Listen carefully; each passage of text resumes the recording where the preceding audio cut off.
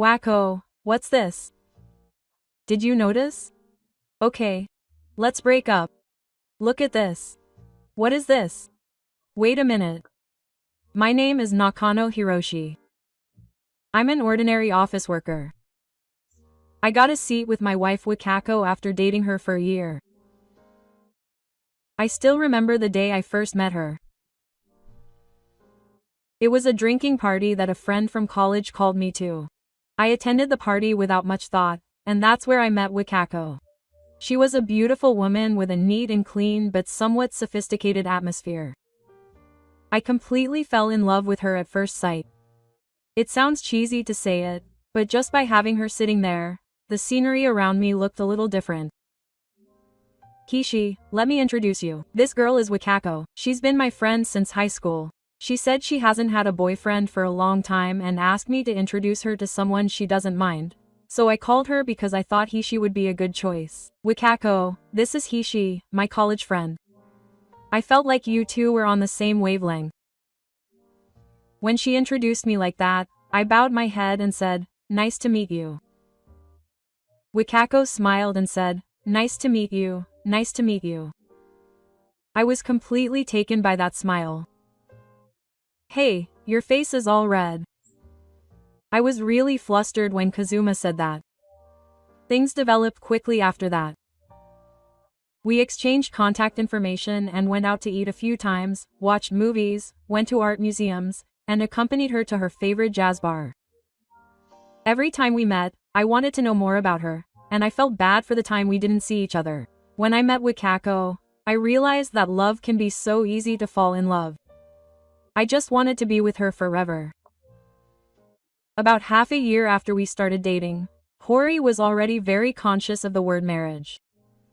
It was about time for us to get married, and above all, I thought that Wakako would be able to have a peaceful and happy family.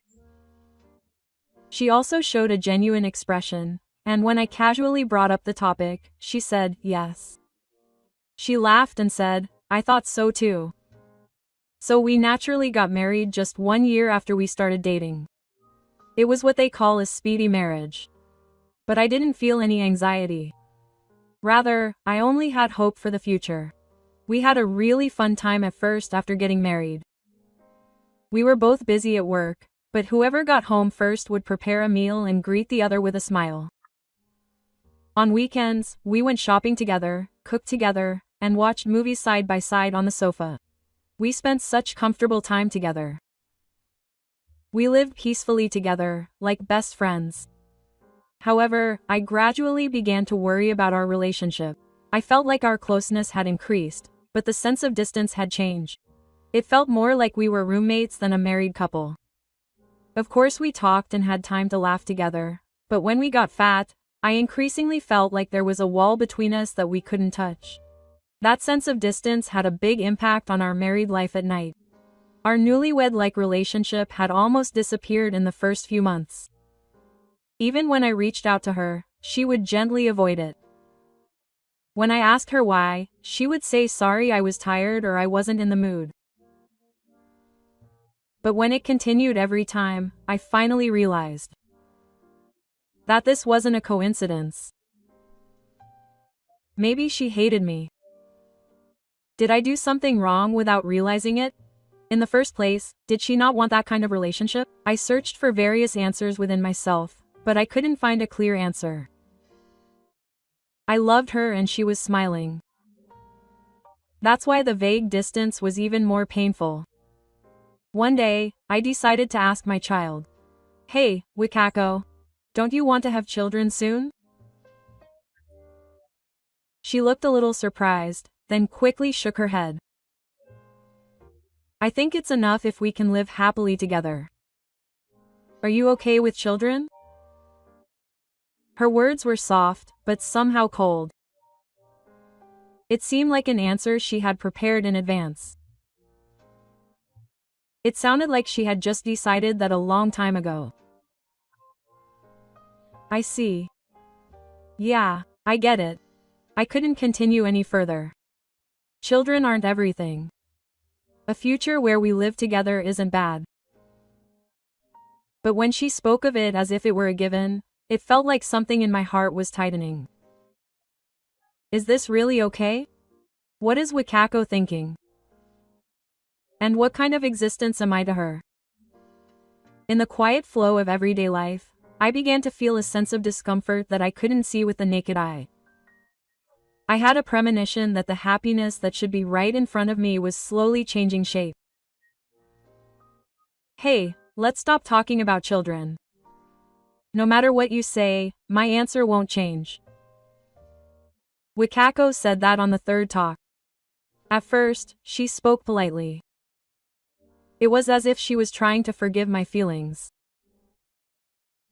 But as we talked again, I could see that she was waking up. Her voice became lower and her words became shorter. And finally, she said that. I understand. I'm sorry. I had no choice but to answer that way. I felt like I was gradually becoming smaller. I don't mean to say that children are everything. But if the very desire to have them is denied, where on earth can I put my feelings?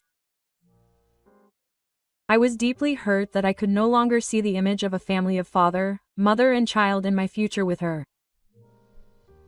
Since then, our conversations have decreased dramatically. Or, to be precise, Wakako only spoke the bare minimum.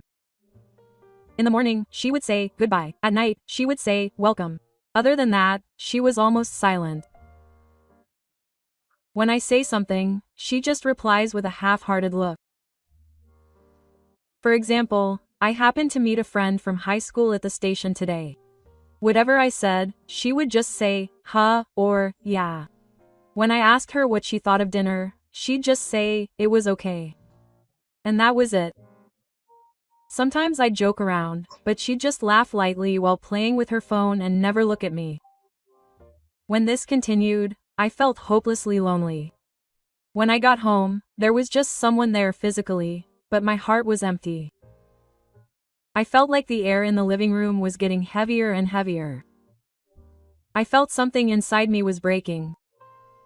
We're not a married couple anymore. I started to think that the moment I got fat. I didn't touch Wakako's body, I didn't hold her hand, and I didn't even talk to her. Every night we slept with our backs to each other. I couldn't help but question this life. What's the point of staying together like this? Is this a married life? Who am I working for every day? Before I knew it, these thoughts had started to dominate my mind every day. Albin, I couldn't calm down, so I called Ka and Zuma. Ka, it's been a while. I know it's sudden, but can we go for a drink? It's been a while. How have you been? That's good. Let's have a drink together as guys for the first time in a while.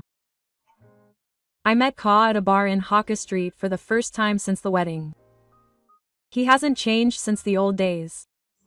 He has a bright and easy-to-talk-to atmosphere.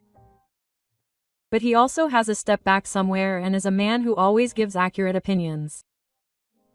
I trusted him like that since we were students. After we toasted and finished talking about trivial things, I put my glass on the table. Hey, it's about Wakako. Ka stopped the bridge and slightly raised the front. Wakako, yeah. Things haven't been going so well between us lately. We haven't had any conversation, and Wakako is clearly avoiding me.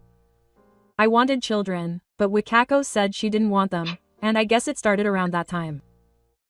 It's like we're just roommates.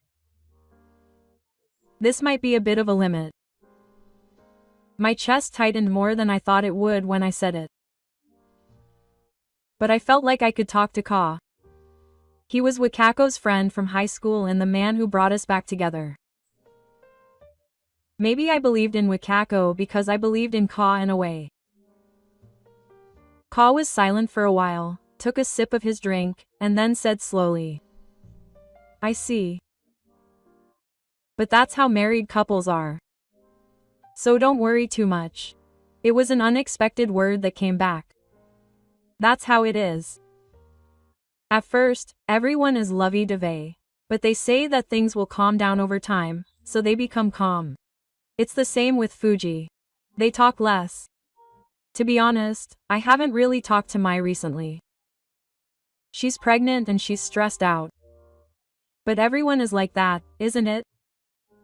Our couple might be in a worse state than you guys. For a moment, I was at a loss for words. I never expected such casual comfort from Ka. I was secretly hoping for some more concrete advice. But what came out of his mouth was something like resignation. It was a somewhat sobering word. I see. But I don't think I'm okay with this. Kazu looked at me intently as I muttered that. Was it just my imagination that her eyes seemed to hide something for a moment? When I returned home after our quiet chat, Wakako was already in the bedroom. The living room was pitch black, as if no one lived there. I took off my jacket and sat down on the sofa, and felt my body sinking and heavy. Why am I in this house? The next morning, I looked a little bloated in the mirror. Then, a clear word came to my mind. Let's get a divorce. We are no longer a married couple. We are just roommates. This relationship should end cleanly. Even if it means breaking up with someone I once felt was my destiny, Wakako, let's get a divorce. It was a Sunday morning when I said that. Wakako was drinking coffee and playing with her smartphone. I felt like she moved her eyebrows a little when she heard my words. But she didn't seem surprised. Rather, she looked like she had expected it. I got it. That was the only word that came back. There was no dramatic development such as her crying in a hysterical voice or being attacked. Wakako just quietly brought the coffee to her mouth. We didn't have any arguments, so I don't need any compensation. After all, we don't have children and we don't have enough savings to divide assets. Let's just break up like this. It would be easier that way. I lost track of what to say. It was supposed to be the amicable divorce I wanted. Of course it would be better if there were no arguments.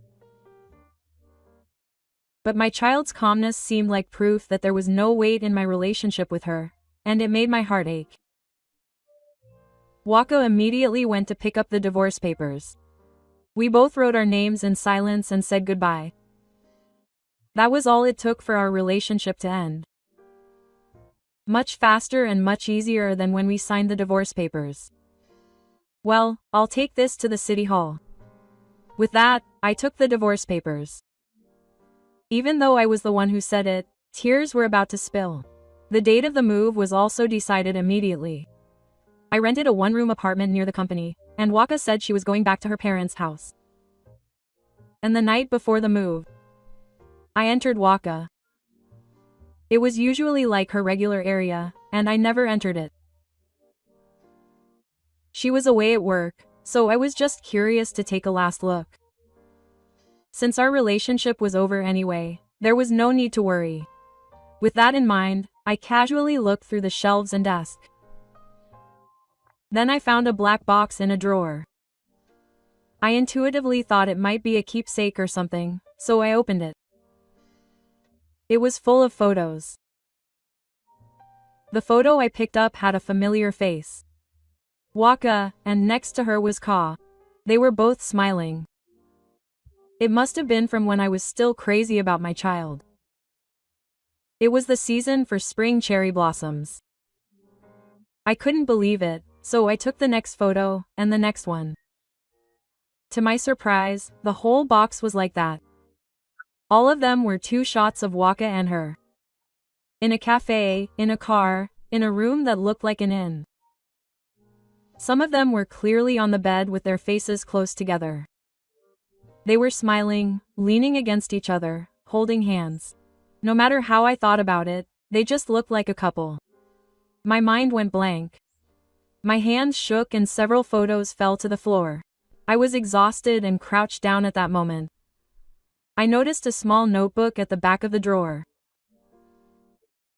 On the light brown cover, there was a small handwritten letter W and K. I couldn't believe it, so I opened the notebook with trembling hands. There was something written in Wakako's handwriting. Muratsuki Marunishi. I wanted to try the exchange diary that we did in high school again as adults, so I asked Kato.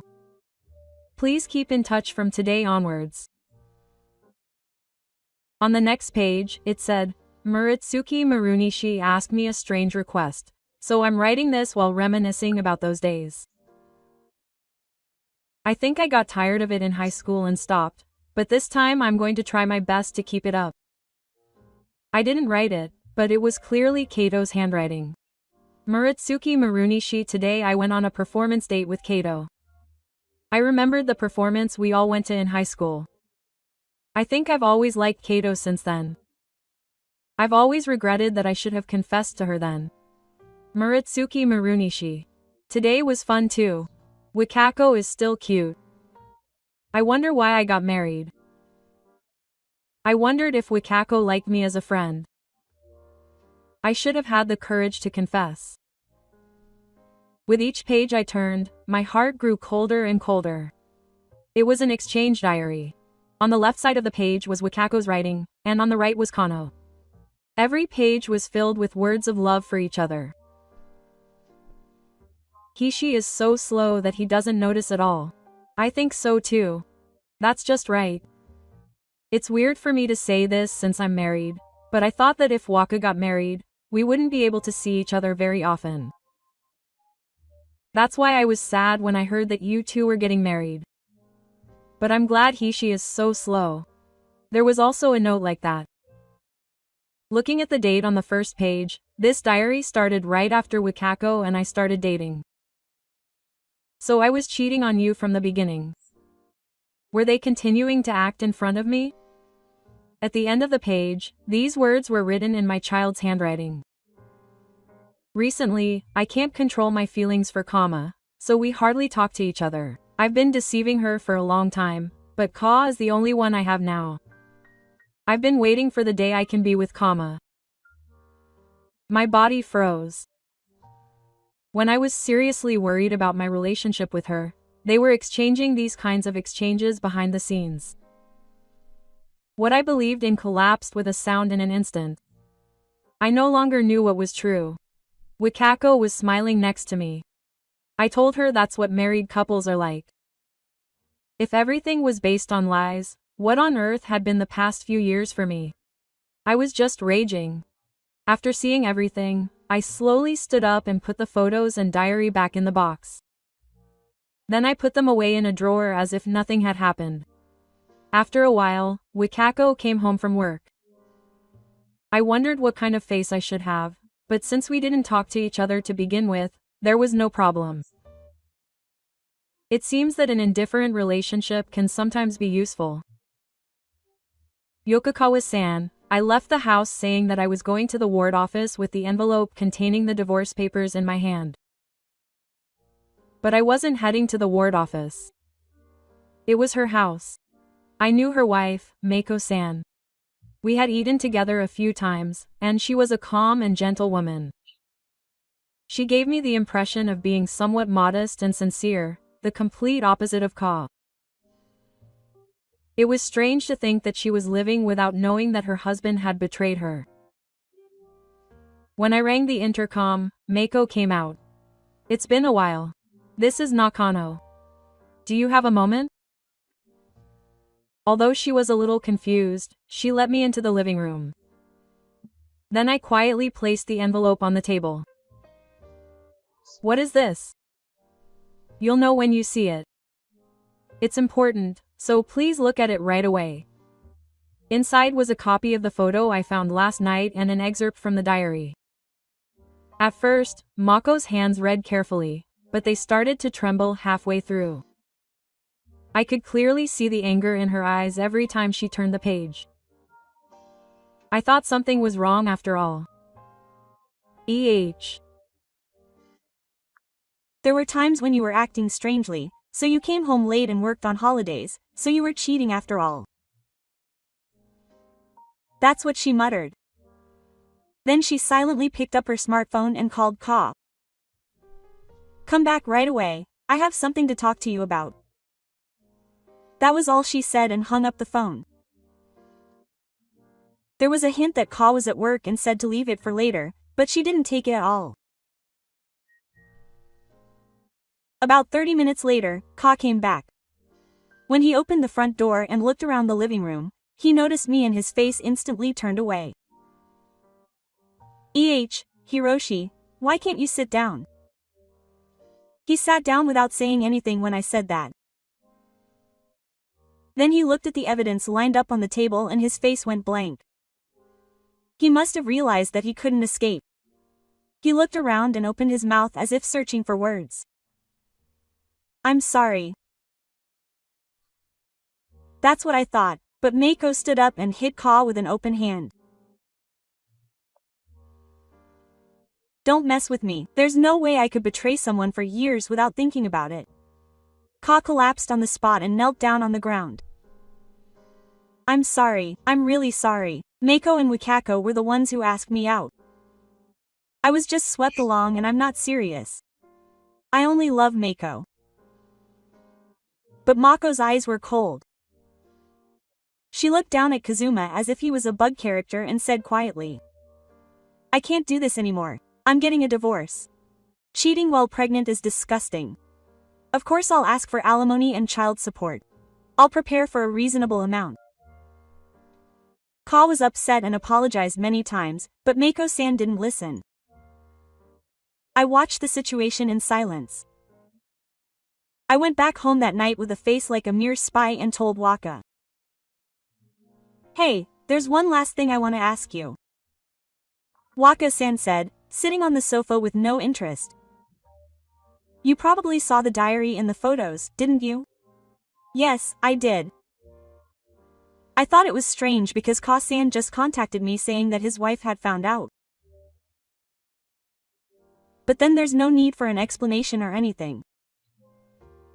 I'm sorry for Hishi, but I'm going to be with Ka-san. Hearing her words, I took my smartphone out of my pocket and played it quietly. There was a video of Ka-san kneeling and pleading that it was Waka-san's fault for loving only Meiko-san. Waka-san's expression changed. It's a lie. It's not a lie. He didn't seem like he had any intention of being with you. No way.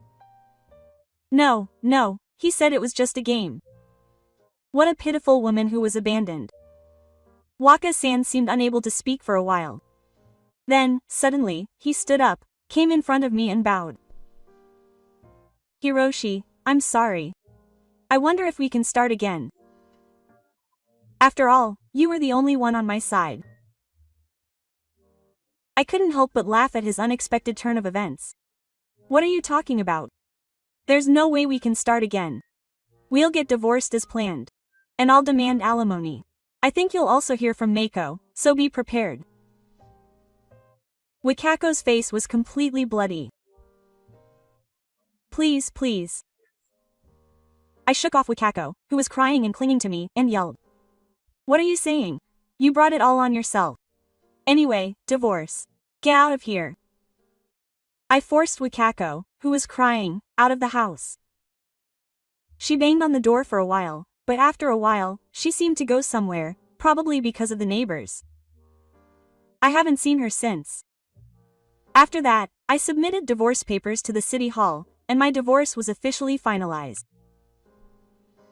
So I was alone again, but strangely, I didn't feel empty. Rather, I felt refreshed. 6 months after the divorce, Meiko contacted me. She told me about her recent situation and some interesting stories. Meiko returned to her parents' home after the divorce and gave birth safely. She returned to work and started living independently.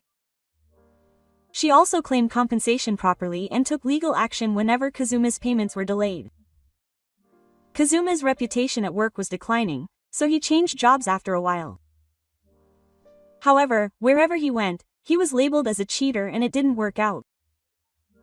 He seems to be struggling to make ends meet, to the point where he can barely pay Wakako. And Wakako seems to be living a difficult life. Rumors spread that she was having an affair with a classmate who had a pregnant wife, and she quit her job because it made her feel uncomfortable. She was cut off from her parents' home and is living quietly in a cheap apartment in the countryside. She is unable to get a decent job and is constantly being chased by the need to pay compensation to me and Meiko every month. The price of betraying someone is high. Even if you realize it after losing something important, it's too late. I'm looking forward now, and from now on I'm going to walk my own path in life.